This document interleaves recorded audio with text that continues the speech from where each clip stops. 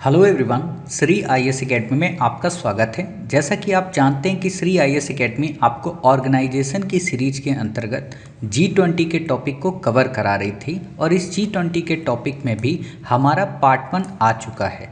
उम्मीद है कि आपने प्लेलिस्ट में जाकर पार्ट 1 को देखा होगा या फिर कहें आप में से जिन बच्चों ने 17 सितंबर 2023 के करंट अफेयर्स को देखा होगा वो वास्तव में पार्ट 1 ही था। ठीक है, तो आपने जब पार्ट 1 को देखा होगा तो आपको काफ़ी बेसिक चीज़ें पता चली होंगी, खास तौर पे G21 के बारे में या G20 के बारे में। आज हम उसी आगे या कहें जो बातें हमने आपको वहाँ बताई थी उससे आगे बढ़ते हुए आपको कुछ नई बातें बताएंगे जिनका यूपीएससी प्रीलिम्स 2024 से डायरेक्ट रिलेशन होगा। अर्थात आज की जो हमारी क्लास है इसमें हम पढ़ेंगे कुछ इम्पॉर्टेंट जो इनिशिएटिव हुए, ख़ास तौर पे जो समझौते हुए या जो पहले हुई। साथ ही हम ये पढ़ेंगे कि आर्ट एंड कल्चर की दृष्टि से चाहे वो मंडप हो या मंदिर हो या फिर शिल्प कला से रिलेटेड जो भी चीज़ें हैं वो क्या थीं। तो काफ़ी ध्यान से आप इस क्लास को सुनना। अगर आपने पार्ट 1 को नहीं देखा है तो पहले आप पार्ट 1 को देखें तब इस क्लास को देखें, वरना आपको समझ में चीज़ें कम आएंगी। ठीक है, तो बिना देरी के शुरू करते हैं। आप में से जिन बच्चों के पास ये G20 की PDF ना हो, नीचे डिस्क्रिप्शन बॉक्स में श्री आईएएस एकेडमी की प्लेलिस्ट है, वहाँ पर जाकर आप इसको देख सकते हैं। ठीक है, साथ ही आप में से जो बच्चा MCQ लगाना चाहता हो डेली, वो भी नीचे डिस्क्रिप्शन बॉक्स में MCQ की लिंक है टेलीग्राम की, MCQ सॉल्व कर सकता है। हम वहाँ पे आपको डेली 10 करंट अफेयर्स के MCQ प्रोवाइड कराते हैं जिनका लेवल यूपीएससी प्रीलिम्स के अकॉर्डिंग है। ठीक है, इसके अलावा डेली करंट अफेयर्स आप क्लास करें क्योंकि हम आपको डेली करंट अफेयर्स काफ़ी अलग वे में कंप्लीट करा रहे हैं। अगर आप 7 दिन क्लास करेंगे तो मैं दावे के साथ कह सकता हूं कि आपको लगेगा कि हाँ सच में आपने कहीं से करंट अफेयर्स पढ़ी है। ठीक है, तो ये बातें हमने पढ़ ली थी अपनी प्रीवियस क्लास में कि नई दिल्ली और ये नई दिल्ली घोषणा क्या है, ये सारी चीज़ें हमने आपको क्लियर कराई थी कि डिजिटल पब्लिक इंफ्रास्ट्रक्चर क्या होता है और आपने इनको कवर भी किया होगा। ठीक है, अब हम उसी दिशा में आगे बढ़ेंगे। ये वसुधैव कुटुंबकम के बारे में पूरा मैंने पढ़ा दिया था, क्या है क्या नहीं है, कहाँ से आया है श्लोक, कहाँ से श्लोक नहीं आया। ठीक है, तो अब हम देखते हैं अन्य जो मुख्य विशेषताएं हैं। आप में से कुछ बच्चों के मन में आ रहा होगा कि सर एक क्विक रिवीजन करा देते तो अच्छा रहता, तो चलो एक क्विक रिवीजन आपके कहने पे करा देते हैं। हमने क्या क्या पढ़ा था? हमने पढ़ा था कि जो G20 है इसका पहला सम्मेलन ही हो रहा है ये दिल्ली में, यानी कि भारत में ये पहला सम्मेलन किया जा रहा है। इससे पहले भारत में ये सम्मेलन नहीं हुआ था।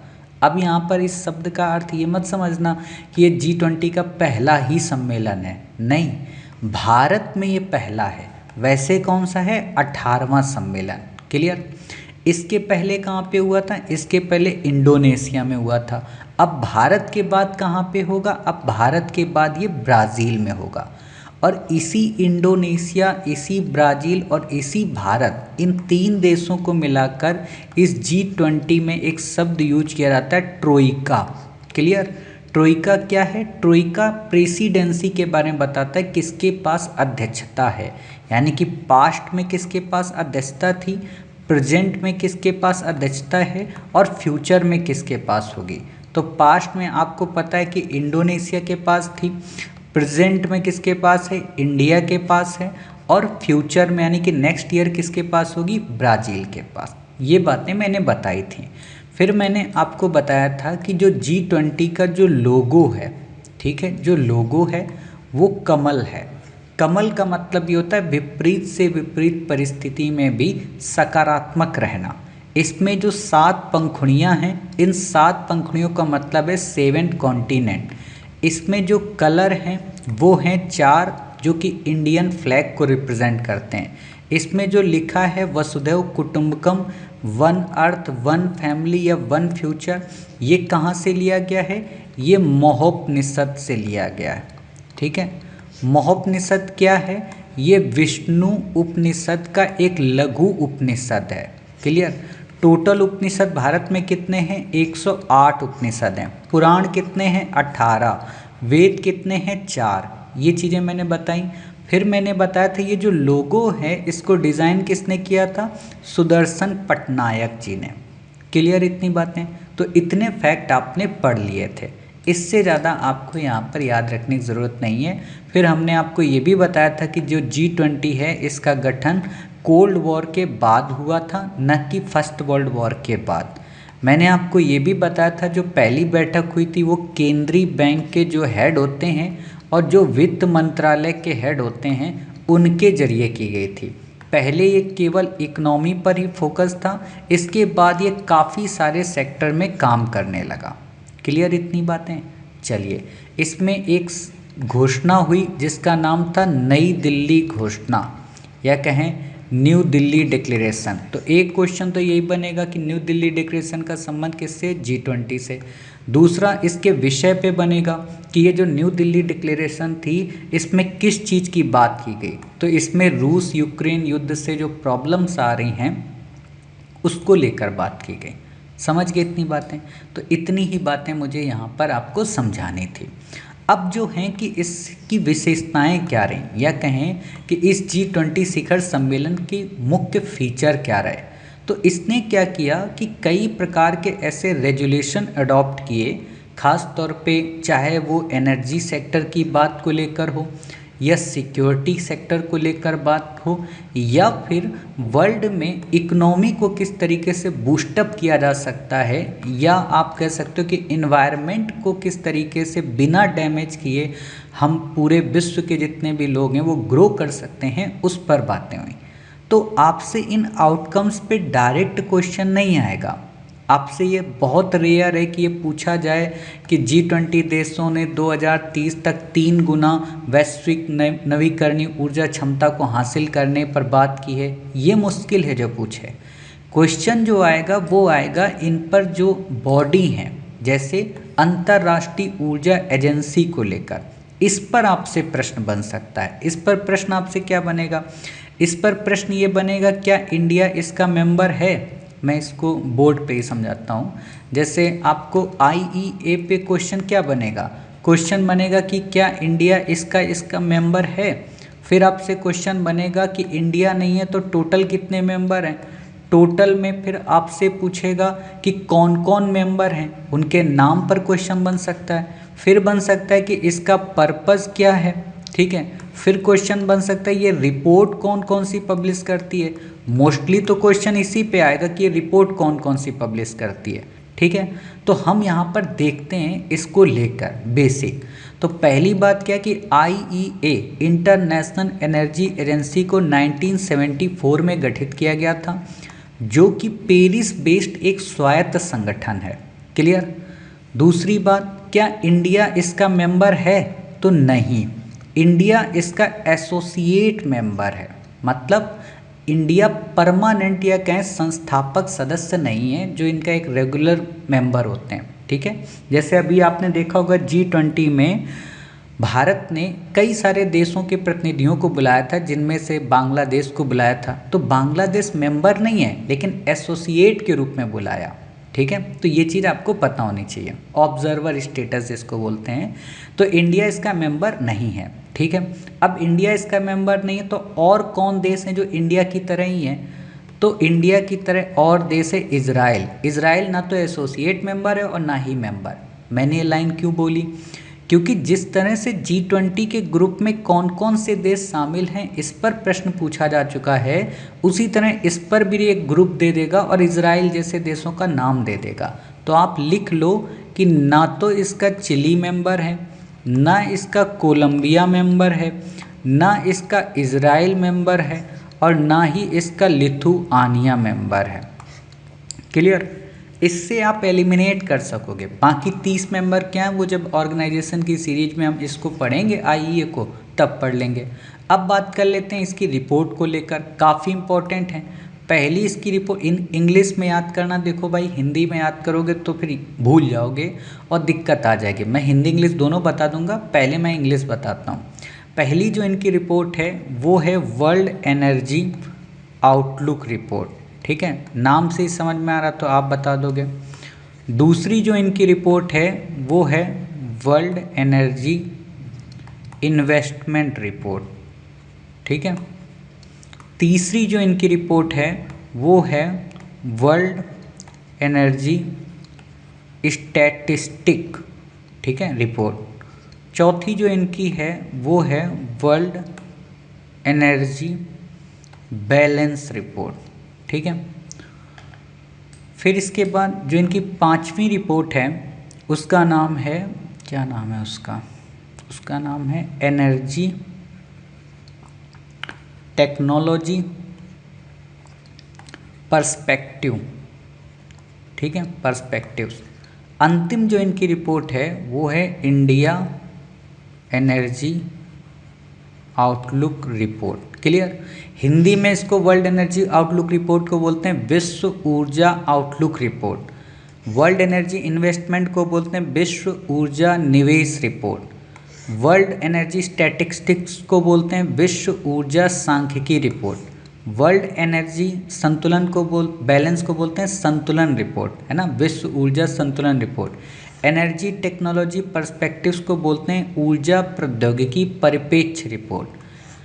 इंडियन एनर्जी आउटलुक रिपोर्ट को बोलते हैं भारत ऊर्जा आउटलुक रिपोर्ट। तो ये चीज़ें आपको कहें ये फैक्ट आपको पता होने चाहिए, ठीक है। इससे ज़्यादा आपको यहाँ पर याद नहीं रखना है, बाकी आप ये पढ़ लो, आपकी किसी काम की चीज़ें नहीं है। पेरिस समझौता क्या है ये जब आप इन्वायरमेंट पढ़ेंगे वहाँ बताएंगे, बस इतना समझ लो पेरिस समझौते का संबंध इन्वायरमेंट से रिलेटेड है, इन्वायरमेंट के अंतर्गत या कहें क्लाइमेट चेंज से रिलेटेड है, ठीक है। बाकी आपको यहाँ पे कुछ भी याद रखने की ज़रूरत नहीं है। अब बात आती है वैश्विक खाद्य सुरक्षा और पोषण को लेकर भी बात हुई, तो यहाँ पर ये क्वेश्चन तो नहीं आएगा। क्वेश्चन जो यहाँ पर बनेगा वो एसडीजी गोल्स पर बनेगा कि 17 जो एसडीजी गोल्स हैं उनमें से भुखमरी और कुपोषण का कौन सा गोल है, पुअर्टी का कौन सा गोल है, तो वो लिस्ट आपको याद करनी है, ठीक है। बाकी अगर हमें कहीं मिलेगा तो आपको पढ़ाएंगे, किसी आर्टिकल में आएगा। फिर बात आती कि G20 घोषणा पत्र में वही ये बातें बेसिक, ठीक है। अब बात है यहाँ पे कि G20 देशों ने जो ब्लैक सी ग्रेन पहल की शुरुआत की, ठीक है, वो ब्लैक सी ग्रेन पहल क्या है, इस पर आपसे प्रश्न बनेगा कि हाल ही में चर्चा में रही ब्लैक सी ग्रेन पहल क्या है। वैसे मैंने इसको अपनी करंट अफेयर्स की क्लास और अपनी मैगजीन में कवर कराया है डिटेल में, ठीक है। नाम से ही समझ लो ब्लैक का मतलब क्या, काले सागर के आसपास की कोई पहल होगी। तो काला सागर क्यों चर्चा में, क्योंकि अभी आप देख रहे हो कि पिछले 1 वर्ष से रशिया और यूक्रेन के मध्य कॉन्फ्लिक्ट चल रहा है। रसिया और यूक्रेन ये खाद्य आपूर्ति सुनिश्चित करने में काफ़ी अहम रोल निभाते हैं, चाहे वो यूरोप का कोई कॉन्टिनेंट हो या फिर अमेरिका का कोई कॉन्टिनेंट हो, ठीक है।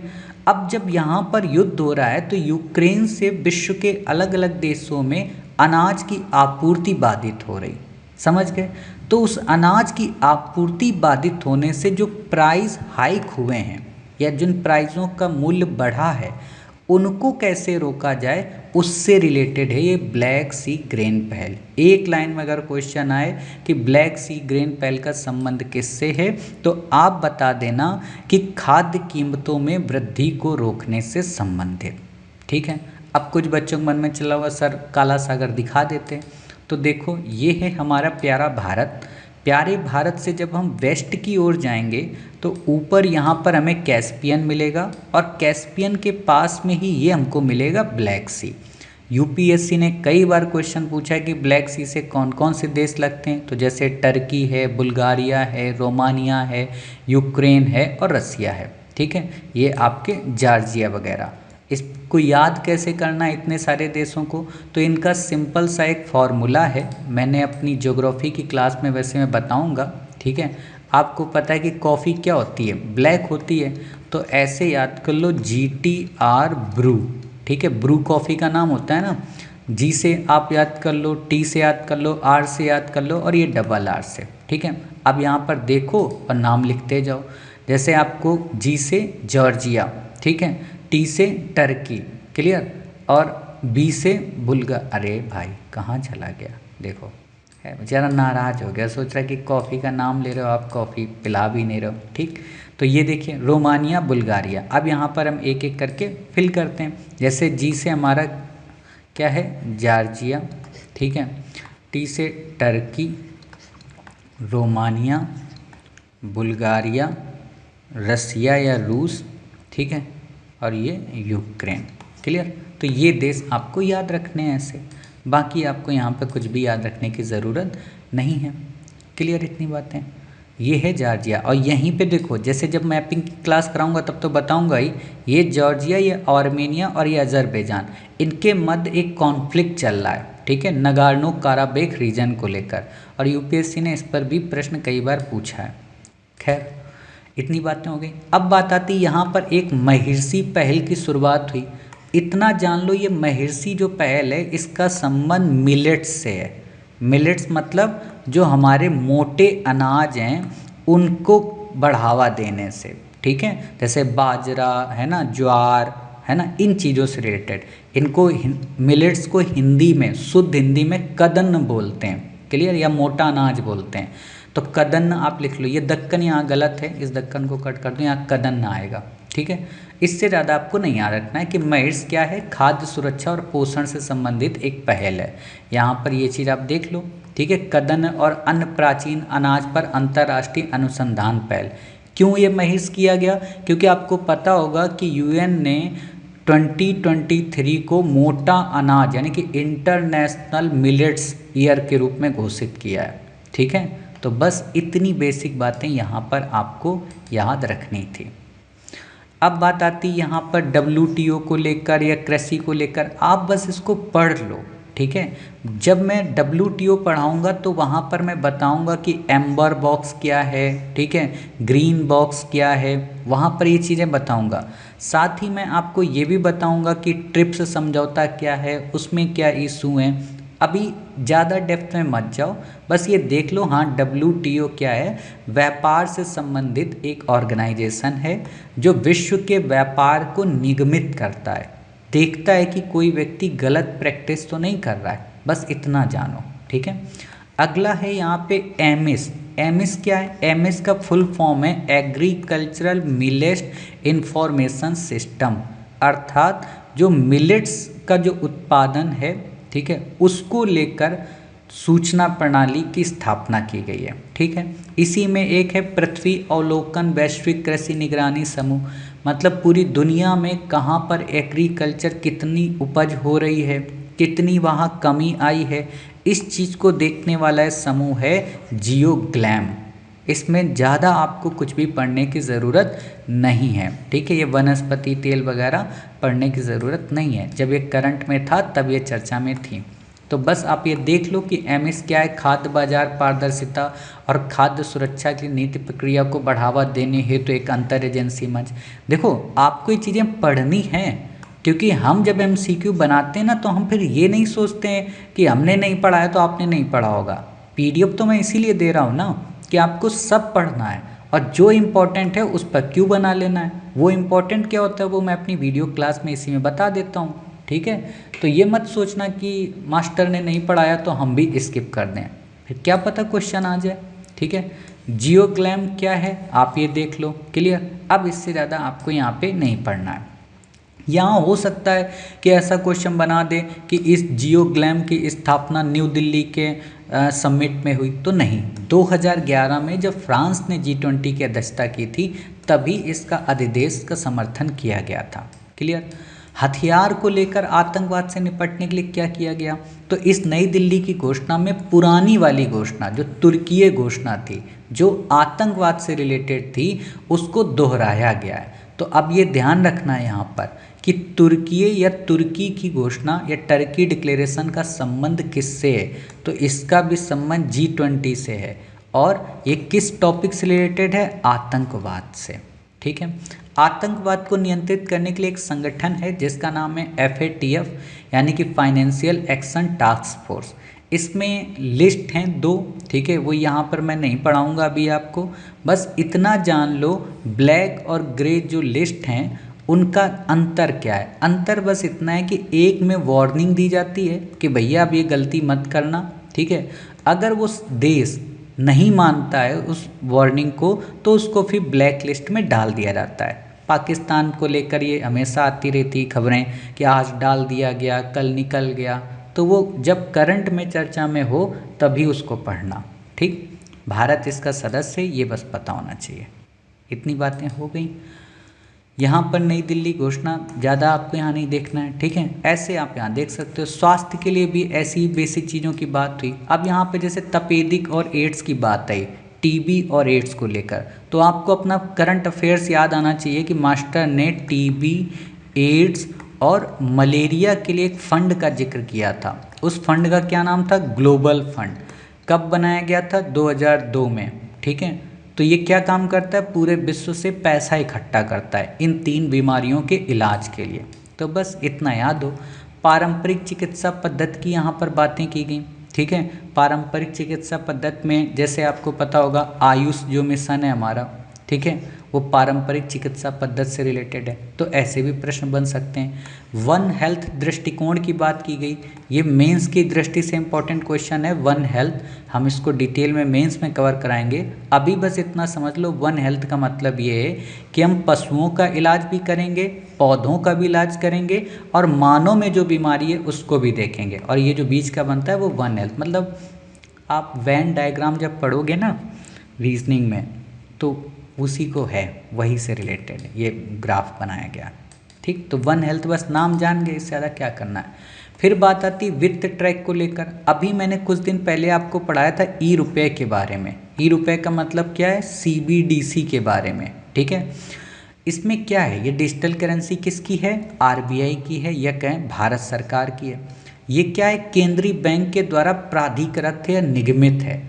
बट विश्व में क्रिप्टो करेंसी जो हैं, बिटकॉइन वगैरह, वो निगमित नहीं है। तो उससे क्या होता है कि जब क्रिप्टो करेंसी निगमित नहीं है तो किसी भी देश में अगर वो बड़ी मात्रा में चली गई तो उस देश की इकोनॉमी को खतरे में डाल सकती हैं। तो इसी चीज़ को ध्यान में रखकर भारत ने G20 के जितने भी मेंबर हैं, जितने भी संगठन हैं, उनसे रिक्वेस्ट की है कि आप एक नियामक ढांचा बनाएं ताकि हम इसको रेगुलेट कर सकें, जिससे अपने अपने देश की इकोनॉमी को हम बूस्ट कर सकें। ठीक है, तो अब आप यहाँ पर क्या सीखें कि क्रिप्टो करेंसी निगमित नहीं है किसी भी अथॉरिटी के द्वारा। ठीक है, और भारत में तो वैसे भी इसके लिए इसको अलाउ ही नहीं है। अभी इस पे यस नो का ऑप्शन चल रहा है, मतलब भारत में ना तो ये बैन है और ना ही ये संचालित है। ठीक है, हिडन बैकग्राउंड से चल रहा है सब कुछ। तो उसी चीज़ को देखने के लिए यहाँ पर बातें हुई हैं। फिर अगला जो यहाँ पे टॉपिक है वो इम्पोर्टेंट है, भारत मर्कोसुर तरजीही व्यापार समझौता, यानी कि प्रेफरेंशियल ट्रेड एग्रीमेंट। ये तो नहीं पूछेगा कि भारत मर्कोसुर तरजीही व्यापार समझौते में किन किन वस्तुओं के व्यापार की बात की गई।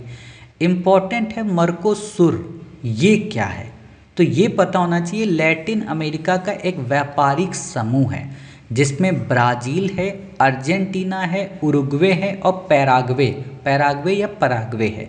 तो ये ध्यान रखना कि इसमें क्या है, 4 देश हैं लैटिन अमेरिका के। ठीक है, अब लैटिन अमेरिका किसको बोलते हैं ये आपको दिखा देते हैं। तो ये हमारी प्यारी पृथ्वी है, ये हमारा प्यारा भारत है। यहाँ से हम वेस्ट की ओर गए, ये है नीचे हमारा साउथ अमेरिका। ठीक है, इसकी लाइट को मैं थोड़ा डिम करूँ। ठीक है, ये है हमारा ऊपर नॉर्थ अमेरिका और ये है नीचे हमारा साउथ अमेरिका। इन दोनों के बीच में ये जो देश पड़ रहे हैं ना, ये जो देश हैं ये बीच में कैरिबियन सी के पास, इनको बोलते हैं लैटिन अमेरिकन कंट्री। क्लियर, जैसे ये निकारागुआ, कोस्टा रिका, ये सारे के सारे लैटिन अमेरिका के अंतर्गत आते हैं। तो इसी में से इन्होंने क्या किया, कई देशों को आपस में मिलाकर एक मर्कोसुर नाम का संगठन बनाया। ठीक है, जिसमें किसको रखा है, ब्राज़ील को। ये आप ब्राज़ील की लोकेशन देख रहे हो। ठीक है, ये आप पराग्वे की लोकेशन देख रहे हो। पराग्वे क्या है, लैंडलॉक कंट्री है। बच्चे पराग्वे और उरुग्वे में कंफ्यूज हो जाते हैं, ये उरुग्वे है, उरुग्वे नहीं है लैंडलॉक, पराग्वे है। ठीक है, तो ये आप देख सकते हो। अब यहाँ पर हम बात कर लेते हैं एक और कंट्री की, कौन सा है, अर्जेंटीना। ठीक है, अर्जेंटीना को कैसे कोई भूल सकता है, लियोनल मेसी तो वहीं के हैं। ठीक है, ये है आपका यहाँ पे अर्जेंटीना। मैं थोड़ा सा इसको जूम करके दिखाता हूँ आपको, ये बोलीविया। ठीक है, ये आपका है अर्जेंटीना, ये नीचे का हिस्सा। ठीक है, तो बस इससे ज़्यादा आपको यहाँ पर याद रखने की ज़रूरत नहीं है। क्लियर। भारत मर्कोसूर ये आप पढ़ लेना। अब बात आती क्वांटम जंप। क्वांटम जंप ये शब्दावली नहीं पूछेगा क्योंकि कंप्यूटर में भी चली जाती है और जलवायु से भी रिलेटेड, तो काफ़ी बड़े बदलाव इसका मतलब होता है। इससे ज़्यादा आपको यहाँ पे कुछ भी नहीं याद रखना है, ठीक है। ये चीज़ें आप बस देख लो, किसी काम की नहीं है, ठीक। अब यहाँ पर क्वेश्चन है, मतलब इस लाइन को आप कर लो मोस्ट इम्पॉर्टेंट। अभी तक आपने G20 में जितना पढ़ा वो मार्केट में सब पढ़ा रहे, लेकिन जहाँ क्वेश्चन बनेगा वो यही है, ठीक है। पहली बात क्या है, भारत मंडपम की यहाँ पे बात हुई है, क्या है पहले हम आपको दिखा देते हैं, फिर हम आगे पूरी की पूरी कहानी आपको बताते हैं, ठीक है। तो ये जैसे कि आप देख रहे हो, इसको बनाया गया है भारत मंडपम, ठीक है। ये हमारा भारत मंडपम है। अब आपके मन में आ रहा होगा भारत मंडपम कहाँ से लिया गया, उसको अभी बताएंगे। पहले ये देख लो, ये पिक्चर, ये भारत मंडपम की पिक्चर है, ठीक है। इसी भारत मंडपम में हमने क्या किया है, ये चोला की मूर्ति लगाई है, ये चोला की मूर्ति, ठीक है। नटराज की मूर्ति इसको बोलते हैं, चोला पीरियड है। चोला पीरियड में मतलब इसका यूज किया गया था, तो इसलिए हम चोला की मूर्ति बोलते हैं, और कई लोग इसको नटराज की भी मूर्ति बोलते हैं। इतनी बातें हो गई। अब मैं आपको यहाँ पे जो बात बताना चाहता हूँ उसको ध्यान से सुनना, ठीक है। क्या सुनना है आपको, ये जो, एक मिनट इसको वाइट करूँ, हाँ, ये जो मंडपम है, ठीक है, मंडपम, इसका नाम रखा गया भारत मंडपम। तो ये कहाँ से इंस्पायर है, वास्तव में ये इंस्पायर है अनुभव मंडपम से, ठीक है, अनुभव मंडपम से। आपके मन में क्वेश्चन आना चाहिए कि अनुभव मंडपम क्या है, तो अनुभव मंडपम बासवन्ना, ठीक है, या बशेश्वर, ठीक है, जो भी आप नाम से जानते हो, जो लिंगायत के प्रमुख थे, लिंगायत धर्म के, ठीक है, उन्होंने इस मंडपम की स्थापना की थी। किसकी, अनुभव मंडपम की। अनुभव मंडपम क्या करता था, एक तरीके का सम्मेलन होता था, एक गोष्ठी होती थी, जहाँ पर आर्थिक गतिविधियों को लेकर, जहाँ पर सामाजिक गतिविधियों को लेकर, जहाँ पर सांस्कृतिक गतिविधियों को लेकर बातचीत की जाती थी। क्लियर। तो ये बात आपको यहाँ पर याद रखना है कि ये जो अनुभव मंडपम है इसमें कौन सी बातें होती थी, ठीक है, साथ ही राजनीतिक भी। तो ये आपको पता चल गया, इसीलिए मंडपम का नाम हुआ। अब यहाँ पर अगला क्वेश्चन आपके मन में आएगा। अगला क्वेश्चन क्या है कि चोल काल की मूर्ति जो है नटराज, तो नटराज पे बहुत से प्रश्न बनेंगे, अभी हम आगे आपको बताएंगे क्या क्या प्रश्न बन सकते हैं आपके नटराज को लेकर। पहला तो क्वेश्चन बन सकता है कि नटराज की मूर्ति का संबंध किस राजवंश से है। दूसरा क्वेश्चन ये बन सकता है इस मूर्ति में जो प्रतीक हैं उनके क्या अर्थ हैं, जो गोल सर्कल है, आग है, डमरू है, पैर के नीचे दबा हुआ बौना व्यक्ति है, ये क्या है, ठीक है, उस बौने व्यक्ति का नाम क्या है, ठीक है। साथ ही आपसे ये पूछा जा सकता है कि चोल काल में और कौन कौन से मंदिर बने, ठीक है। अगला क्वेश्चन ये बन सकता है तंजावुर क्या है, तंजावुर किस नदी के किनारे है, कावेरी के किनारे है, ठीक है। तंजावुर की आर्ट क्या है, क्यों फेमस है, ठीक है। ऐसे क्वेश्चन आपसे पूछे जा सकते हैं। कोणार्क टेम्पल क्या है, कहाँ पर है, हालांकि कोणार्क की क्लास हम अगली तीसरे पार्ट में करेंगे। कहने का मतलब ऐसे क्वेश्चन आपसे पूछेंगे। और जो कल्चरल चीज़ें हैं जैसे ढोकरा है, ठीक है, जैसे मीनाकारी हैं, ये क्या हैं, इन पर भी प्रश्न बनेगा। तो अभी हम एक एक करके देखते जाते हैं और अपनी चीज़ों को समझते हैं। तो जैसे भगवान नटराज की मूर्ति चोल शैली की, उड़ीसा के कोणार्क मंदिर, नालंदा विश्वविद्यालय, ठीक है, तंजावुर पेंटिंग, ढोकरा कला, ठीक है, ये क्या है। तो मैं यहाँ पर बेसिक पहले बता दिया जैसे भारत मंडपम को। अब बात कर लेते हैं तंजावुर पेंटिंग को। सूर्य मंदिर के बारे में मैं आगे बताऊंगा कल की क्लास में, तो यहाँ पर तो अभी मैं डेप्थ में नहीं बता सकता, ठीक है। और नालंदा को भी मैं कल की क्लास में बताऊंगा, ठीक है, कि नालंदा क्यों फेमस है, ठीक। तो बाकी बोधि वृक्ष के बारे में आपको पता है कि महात्मा बुद्ध को ज्ञान की प्राप्ति हुई थी। संगीत हिंदुस्तानी, कर्नाटक, ये क्या है, ये शास्त्रीय संगीत हैं, बहुत इंपॉर्टेंट हैं। आर्ट एंड कल्चर की जब क्लास करोगे श्री IAS एकेडमी की, तो वहाँ पर हम काफ़ी डेप्थ में आपको बताएंगे।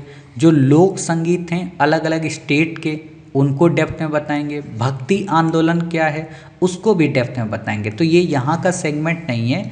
और जब मैं वहाँ बता रहा हूँगा जीएस की क्लास में, तो आज की इस क्लास से लिंक कर दूँगा, आपको वहाँ बता दूँगा कि सर G20 में हमने ये चीज़ पढ़ी थी और G20 में हमें ये चीज़ें पढ़नी हैं।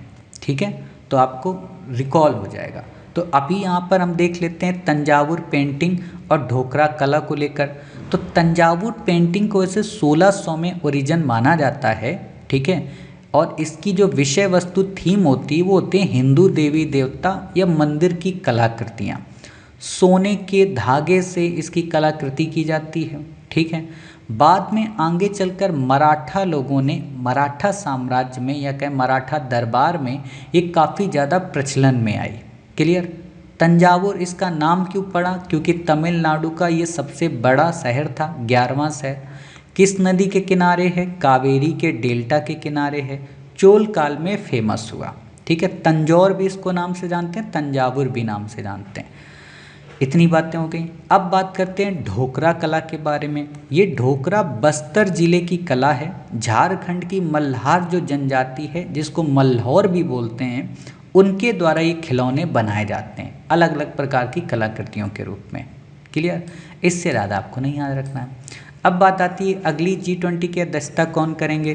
तो राष्ट्रपति ब्राज़ील के लुइस इनसियो लूला दा सिल्वा, इनको बस लूला दा सिल्वा ही बुलाया जाता है, बाकी ये नहीं वो दिमाग में कोई रखता है याद। ठीक है, तो इससे ज़्यादा आपको यहाँ पर याद नहीं रखना है। ट्रोइका मैंने बता ही दिया था। ठीक है, ये हैं आपके जर्मनी के। ठीक है, ये अमेरिका के आप जानते हो। क्लियर, और हमारे मोदी जी। ठीक, अब अमेरिका के साथ यहाँ पे एक समझौता हुआ, तो ये पढ़ लो, इम्पॉर्टेंट नहीं क्योंकि यहाँ पे क्वेश्चन नहीं बन सकता है कहीं पे। ठीक है, कि जेट इंजन समझौता हुआ है। बाकी आप सोचोगे फिर पिक्चर क्यों लगाई? पिक्चर ये लगाई है जो गमछा डाले हैं ना खादी का, इस पर क्वेश्चन मतलब बनेगा तो नहीं, ये हम लोगों ने गिफ्ट में इनको दिए हैं। ठीक है, तो वो आगे जब उपहार को पढ़ोगे तो वहाँ मिल जाएगा, इसलिए पिक्चर लगाई। अब हमारा लास्ट आर्टिकल है आज की इस क्लास का, नटराज की मूर्ति को लेकर। तो इस पर एक एक लाइन पे क्वेश्चन ध्यान से देखना ताकि आपसे गलती ना हो। क्लियर, सबसे पहले तो आप इस पिक्चर को देखो, मैं इसको थोड़ा और जूम कर देता हूँ। ठीक है, अब आप इस पिक्चर को पहले देख लो, अपने मन में बैठा लो, ताकि जब मैं क्वेश्चन बनाऊँ तो आपको समझ में आ जाए। आप ये देख रहे हो कि ये शिव की नृत्य करती हुई मूर्ति है। ये हाथ में इनके डमरू है, ये आग है चारों ओर। ठीक है, ये बाल इनके खुले हुए हैं, केस। ठीक, अलग अलग हाथों में अलग अलग चीज़ें हैं। ये सांप है, एक पैर उठा हुआ, एक पैर नीचे। पैर के नीचे एक बौना व्यक्ति है। इस बौने व्यक्ति का नाम क्या है? अस्मार। ठीक है, मार का मतलब वही वाले मार, मतलब मार कह सकते हो जो काम वासना से प्रेरित होते हैं, उनको बोलते हैं मार। ठीक है, आपको ये मार याद कहाँ आ रहा होगा? बुद्ध को लेकर। ठीक है, कि जब महात्मा बुद्ध ध्यान में थे तब ये मार की कल्पना के बारे में आता है। ठीक है, तो ये यहाँ पर लेटे हुए हैं और उनके ऊपर ये पैर रखे हुए हैं। ठीक है, शिव। अब ये जो शिव की मूर्ति है ये पूरी तरह से मेल नहीं है, ये मेल और फीमेल का मिक्सअप है। समझ रहे हो? तो बस यही चीज़ें आपको यहाँ पर देखनी है और इन्हीं के फीचर्स यहाँ पे देखने हैं। फीचर्स में कॉन्सेप्चुअल क्वेश्चन बनेगा। कॉन्सेप्चुअल का मतलब ऐसा क्वेश्चन बनेगा कि इसका क्या अर्थ है, इसका क्या अर्थ है। तो बस यही चीज़ें। ठीक, बाहर ये लगाई गई है नई दिल्ली के भारत मंडपम में। अब क्लियर हो रहा भारत मंडपम का मंडपम नाम क्यों है? किसी से पूछना, बच्चा कन्फ्यूज रहेगा। तमिलनाडु के कारीगरों के द्वारा अष्ट धातु यानी कि 8 धातुओं से मिलाकर बनाई गई।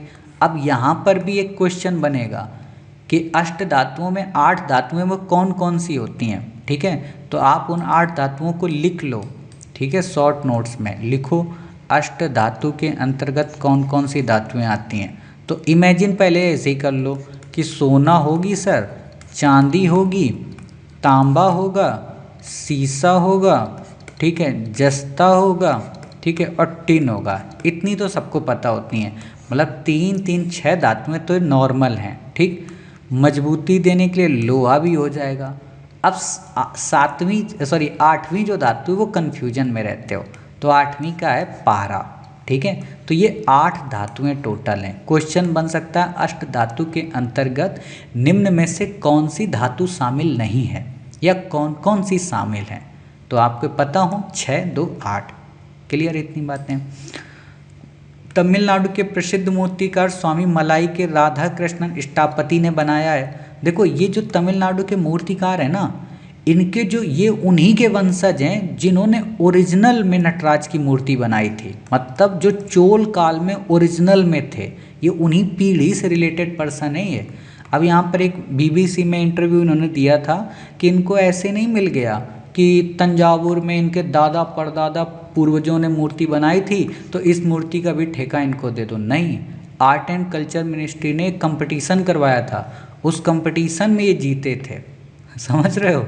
सोचो यहाँ पे वही बात है ना, न रूप काम आता है, न रंग काम आता है, न बाप का नाम काम आता है, सिर्फ ज्ञान। तो वही चीज़ उनका कौशल यहाँ पे काम आया, उनकी योग्यता यहाँ पर काम आई। ठीक, अब इस नटराज की प्रतिमा के डिज़ाइन को कहाँ कहाँ से प्रेरणा ली गई?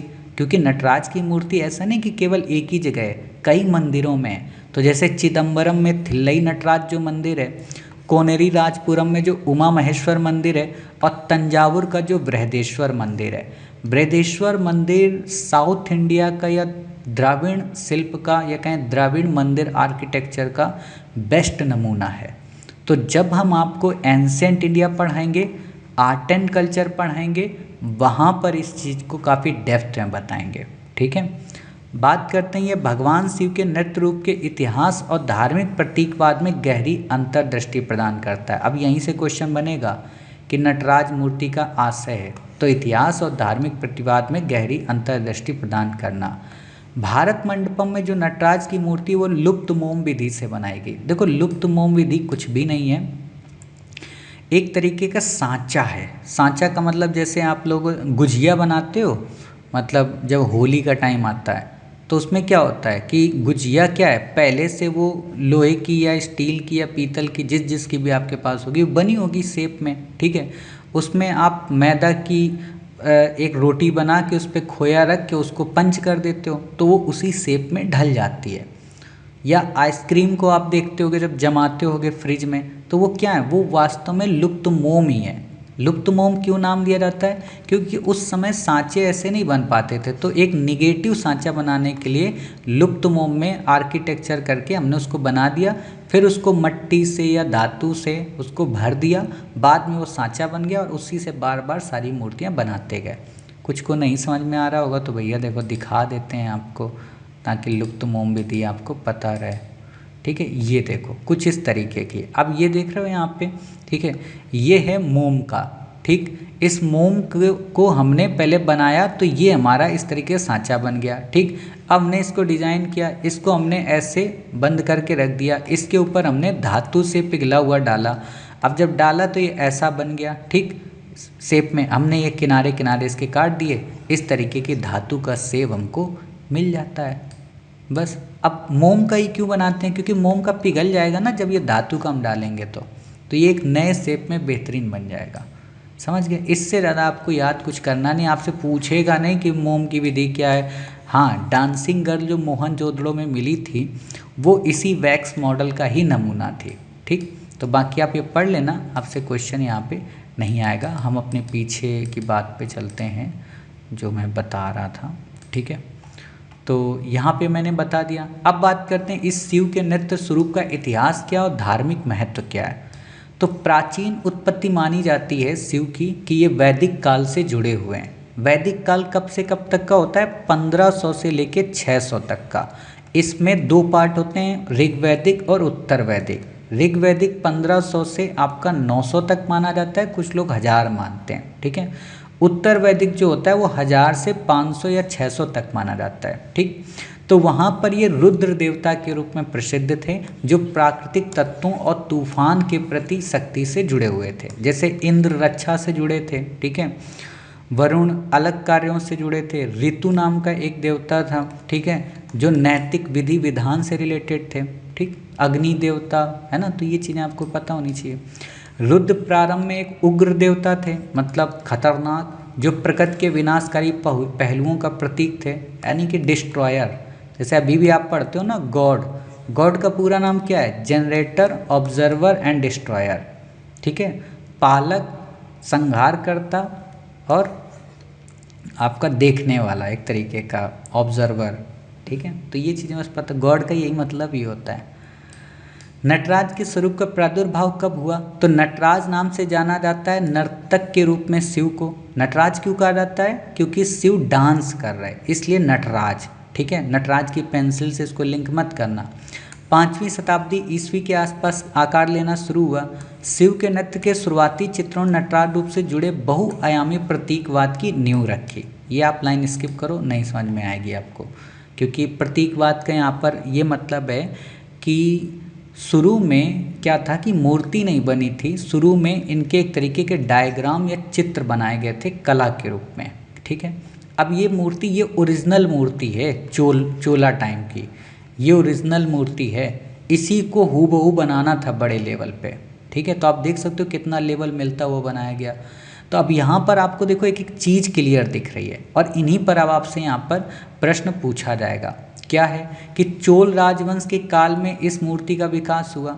चोलों ने नटराज के सांस्कृतिक आयाम को बढ़ावा दिया। यहीं पे क्वेश्चन घुमाएगा कि नटराज की मूर्ति का संबंध पांड्य राजवंश से है, नटराज की मूर्ति का संबंध राष्ट्रकूटों से है, तो गलत हो जाएगा। फिर आता है चोलों के बारे में, तो ये कट्टर शैव थे, लेकिन ये बात अलग है कि इन्होंने शैव के साथ साथ अन्य धर्मों का भी संरक्षण किया था। इन्होंने तंजावुर का बृहदेश्वर मंदिर बनवाया था, जो कि दक्षिण कला में, या कहें दक्षिण की जो नागर द्रविड़ शैली है मंदिर की, उसमें टॉप क्लास का है, ठीक है। इस प्रतिमा का विकास, वही पुरानी बात यहाँ पर रिपीट हो रही है, ठीक है।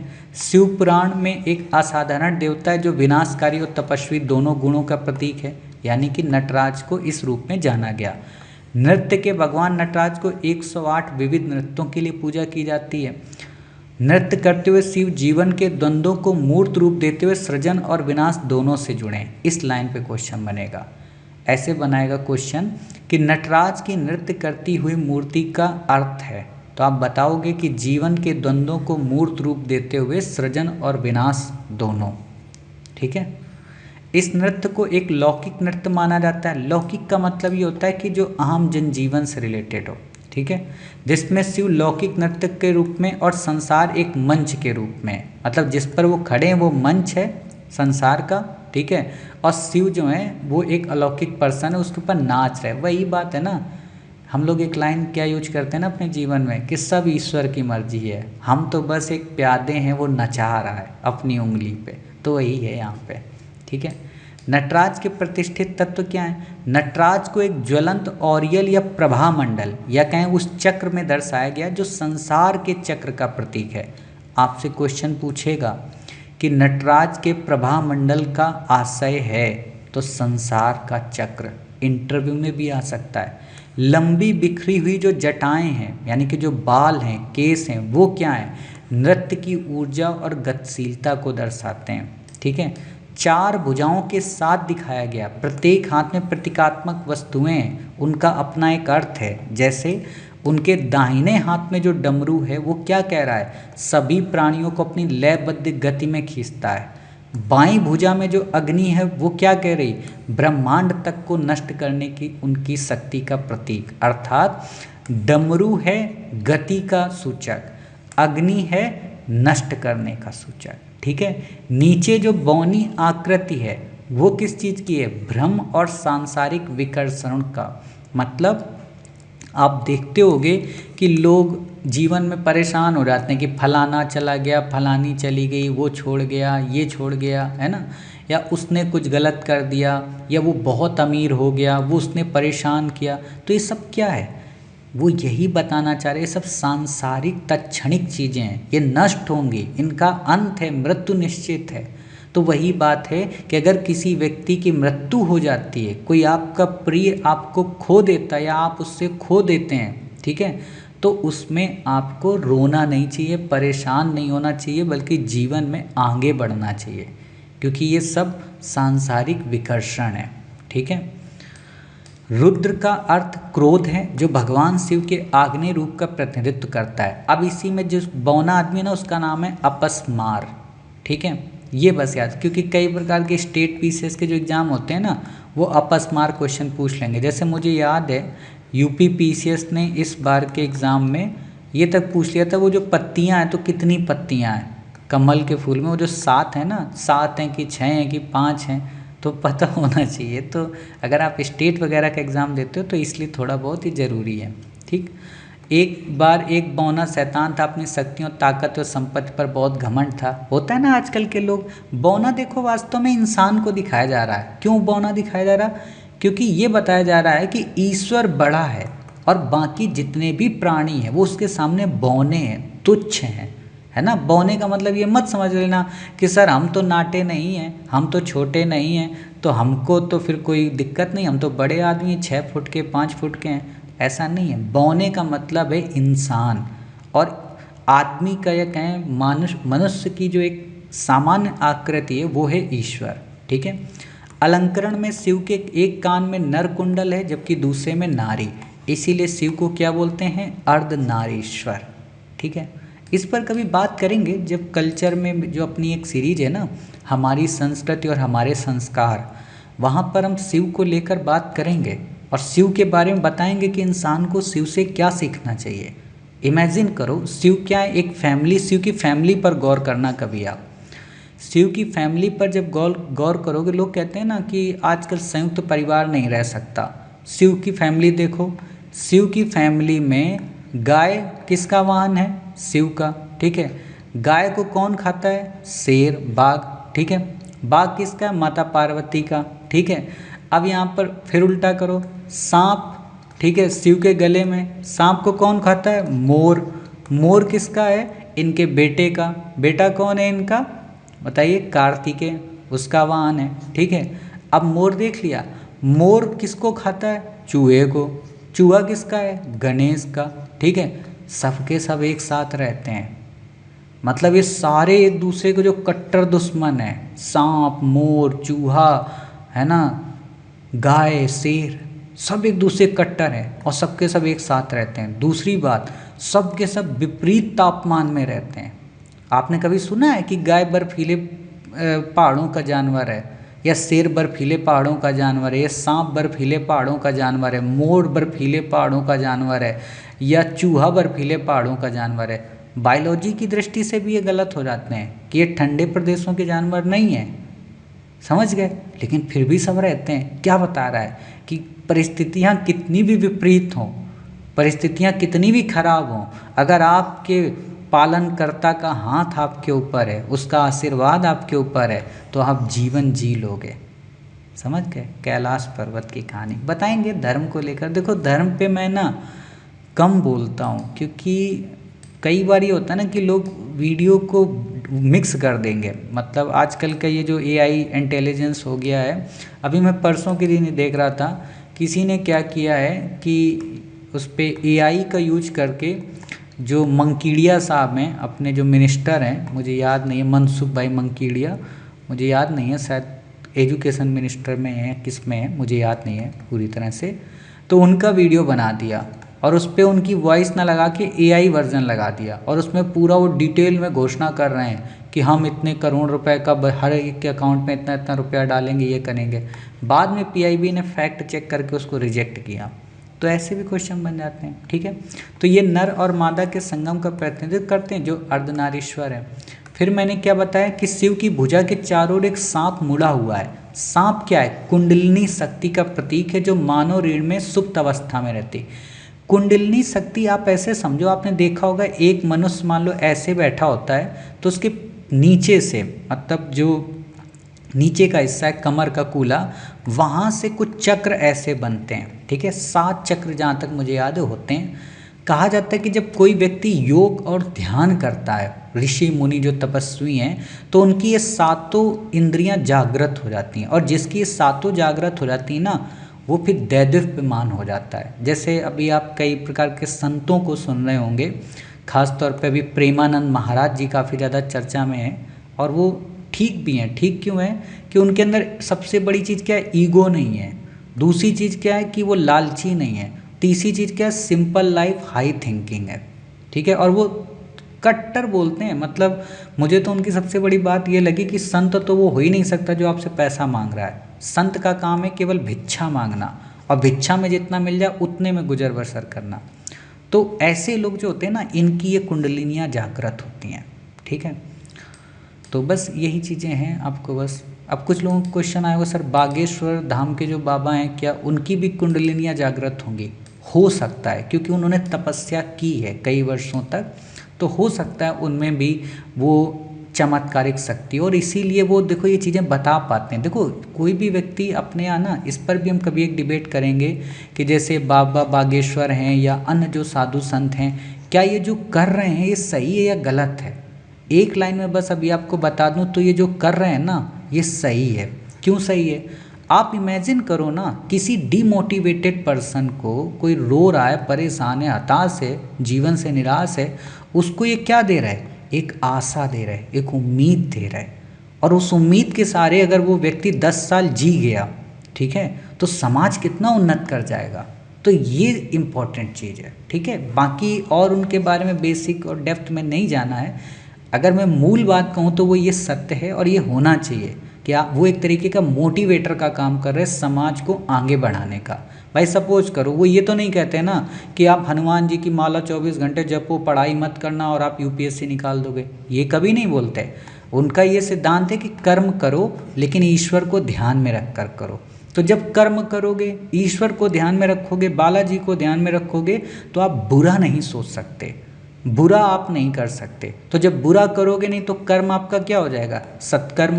और सत्कर्म की बात तो गीता में भगवान कृष्ण कहते हैं, ठीक है। तो ये चीज़ें हो गई क्लियर। इतनी बातें व्यक्ति सच्ची चेतना प्राप्त कर सकता है। नटराज रक्षक और आश्वस्तकर्ता के रूप में भी हैं। नटराज से जुड़े दुर्जय प्रतीकवाद के बावजूद वे एक रक्षक के रूप में भी है, मतलब वो एक प्रोटेक्टर हैं, रक्षा करते हैं। उनके अगले दाहिने हाथ से बनाई गई अभय मुद्रा है जो भक्तों को आश्वस्त करती है, आशीर्वाद देती है कि आपको भय और संदेह नहीं करना चाहिए, हम आपके पीछे खड़े हुए हैं।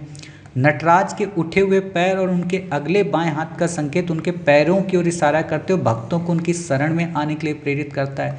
मतलब जो उनका पैर है वो ये आश्वस्त कर रहा है कि अगर आप फिर भी कुछ नहीं समझ पा रहे हो तो केवल और केवल मेरे चरणों का ध्यान करो। अब रिलेट करो, यही बात भगवान कृष्ण गीता में अर्जुन से कहते हैं। जब अर्जुन भगवान कृष्ण से बोलते हैं कि प्रभु ये जो इंद्रियां हैं ना, ये इंद्रियां काबू में नहीं आ रही, जो मन है ये ध्यान नहीं लगा पाता है। और तब वहाँ पर वो एक बात बोलते हैं, जैसे आजकल के लोग कहते हैं ना कि सर गंदे वीडियो या लड़कियों को जब या हम देखते हैं गंदे कपड़े में, छोटे कपड़े में, तो हमारी नज़र नहीं हट पाती, ठीक है। तो वहाँ पर ये बात इम्पॉर्टेंट हो जाती है मद् भागवत गीता की। तो वहाँ पर क्या बोलते हैं अर्जुन? ये बोलते हैं कृष्ण से कि भगवान आँखें हैं तो वो तो देखेंगी। तब भगवान कृष्ण बोलते हैं आँखें हैं वो देखेंगी, ये बात सत्य है, लेकिन ये हमें पता होना चाहिए ना आँखों को क्या दिखाना है। अगर आप आँखों को बुरा दिखाओगे, गंदे वीडियो दिखाओगे, तो गंदे विचार आएंगे महिलाओं के प्रति, समाज के प्रति। पहले आप ज़माने में देखिए कि कितना मिलजुल के भाई बहन या मोहल्ले के लड़के लड़कियां रहते थे, खेलते कूदते थे। अब वो नहीं होता है। क्यों? क्योंकि अब हमको बैड मैनर्स और गुड मैनर्स सिखाए गए। क्यों सिखाए गए? क्योंकि किसी भी व्यक्ति को अपनी इंद्रियों पर काबू नहीं है। तो वही चीज़ है कि अगर आपको इंद्रियां काबू नहीं हो रही हैं तो आप हमारे चरणों में ध्यान लगाएं, यानी कि जो बागेश्वर धाम बाबा कहते हैं कि आप बालाजी पर ध्यान लगाएं। रिलेट हो रही चीज़ें। अब नटराज की मुस्कान क्या है? तो उसमें एक मुस्कान है। वो मुस्कान मतलब लोग कहते हैं कि मृत्यु और जीवन या खुशी और दर्द दोनों का प्रतिनिधित्व करती है। एक फ्रांसीसी इतिहासकार हैं रेनी ग्राउसेट, उन्होंने बात बोली कि जो वो मुस्कान है ना, वो ये बताती है कि आपको जीवन में चाहे खुशी मिले या दर्द मिले, चाहे मृत्यु मिले या जीवन मिले, कूल रहो, अर्थात स्थित प्रज्ञ बनो। रिलेट हो रही ना गीता से? स्थित प्रज्ञ भगवान कृष्ण कहते हैं ना, सुख में, दुख में, हानि में, लाभ में, क्रोध में, मोह में जो व्यक्ति एक समान रहता है अर्जुन, वही स्थित प्रज्ञ मनुष्य है। ठीक है, ये मैंने पढ़ा दिया आपको। जैसे आजकल लोग होते हैं ना, क्षणिक बात में रोने लगते हैं, क्षणिक बात में एक्साइटेड हो जाते हैं, हंसने लगते हैं, क्षणिक बात में गालियाँ दे देते हैं, क्षणिक बात में सुसाइड करने का सोचने लगते हैं। तो वो नहीं करना चाहिए। ये बातें यहाँ पर बताएं। तो आज आपने, उम्मीद है, नटराज को काफ़ी डिटेल में देखा, काफ़ी डिटेल में नटराज को आपने समझा, और साथ ही आपने ये देखा कि भारत का जो G20 था उस G20 में किस तरीके से भारत ने अपनी कला एवं संस्कृति के माध्यम से अपनी सॉफ्ट पावर को न केवल प्रेजेंट किया बल्कि अपनी यूनिटी और डाइवर्सिटी की अप्रोच से पूरी दुनिया को रूबरू कराया। हमने ये दिखाया कि वो देश जो एक सोने की चिड़िया था एक ज़माने में, आज वो आपको सोने के बर्तन में खाना खिला सकता है।